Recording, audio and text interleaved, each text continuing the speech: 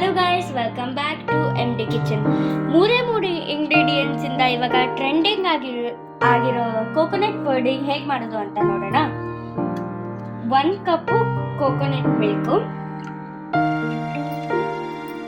ಒಂದು ಬೌಲ್ಗೆ ಅಥವಾ ಒಂದು ಕಂಟೈನರ್ಗೆ ಹಾಕೊಳ್ಳಿ. ಅರ್ಧ ಕಪ್ಪು ಕಾರ್ನ್ಫ್ಲೋರ್,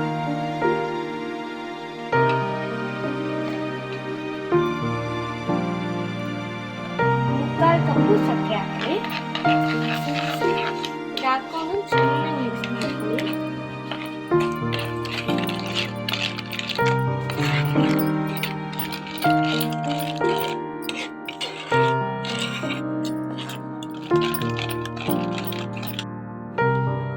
ನೋಡಿ, ಈ ಥರ ಮಿಕ್ಸ್ ಮಾಡ್ಕೊಂಡಾದ್ಮೇಲೆ ಗಂಟಿಲ್ದೆ ಮಿಕ್ಸ್ ಮಾಡ್ಕೊಳ್ಳಿ. ಸ್ಟವ್ ಹಂಚಿಸಿ ಸಣ್ಣ ಉರಿಲಿ ಇಟ್ಕೊಳ್ಳಿ.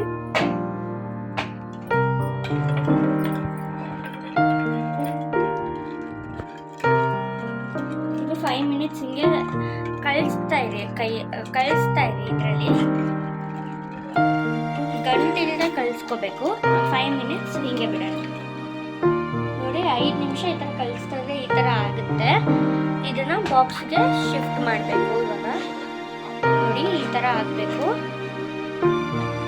ಇವಾಗ ಬಾಕ್ಸಿಗೆ ಶಿಫ್ಟ್ ಮಾಡೋಣ.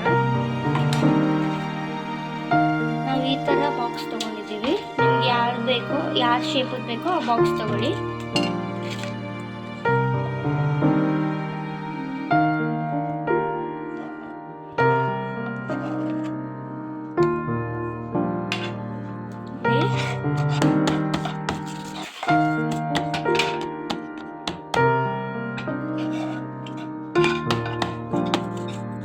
ಇದನ್ನ 5 ಮಿನಿಟ್ಸ್ ಅಥವಾ 30 ಮಿನಿಟ್ಸ್ ರೆಫ್ರಿಜರೇಟರಲ್ಲಿ ಇಡೋಣ.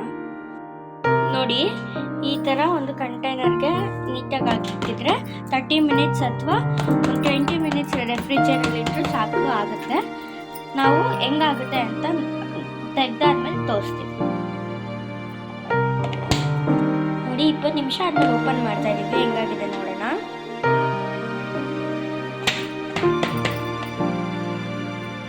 ನೋಡಿ, ಎಷ್ಟು ಚೆನ್ನಾಗಾಯ್ತು ಪುಡಿಂಗ್ ಅಂತ.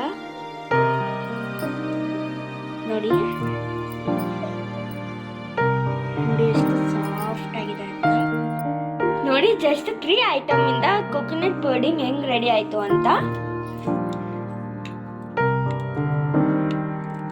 ನೋಡಿ, ಎಷ್ಟು ಸಾಫ್ಟ್ ಆಗಿ ಜಲ್ಲಿ ತರ ಬರ್ತಾ ಇದೆ ಅಂತ.